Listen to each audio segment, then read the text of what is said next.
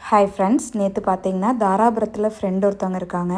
அவங்களோட தம்பிக்கு குழந்த பிறந்து கிட்டத்தட்ட 2 மாதம் ஆயிடுச்சு. பார்க்குறதுக்காக நேற்று நாங்கள் 3 ஃப்ரெண்டு ஃபேமிலி வந்து போயிருந்தோம். அவங்களது பார்த்திங்கன்னா தோட்டம் ஃபுல்லாகவே விவசாயம்தான். எப்போ போயிட்டு வந்தாலுமே என்ன விளையுதோ அதை அப்படியே வந்து போட்டு கொடுத்து விட்டுருவாங்க. இன்றைக்கி குட்டி பாப்பாவை பார்க்க போயிருந்த இடத்துல அவங்க தோட்டத்தில் விளைஞ்ச பீட்ரூட்டு, கீரை இது எல்லாமே நிறைய போட்டு கொடுத்து விட்டுருந்தாங்க. அப்புறம் ஃப்ரெண்டோட அம்மா தோட்டத்தில் பார்த்திங்கன்னா கொத்தமல்லி, இந்த கொத்தமல்லியெல்லாம் பார்த்திங்கன்னா நாங்களே போய் பறிச்சுட்டு வந்தோம்.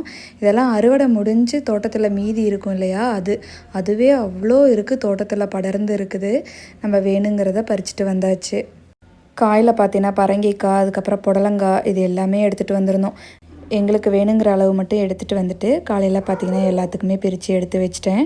ஹஸ்பண்ட் ஆஃபீஸ் போகும்போது அப்படியே கொண்டு போய் கொடுத்துருவார். ஓகே ஃப்ரெண்ட்ஸ், எங்களுக்கு இன்றைக்கி டே இப்படி தான் இருந்துச்சு. நம்ம நாளைக்கு இன்னொரு வீடியோவில் பார்க்கலாம்.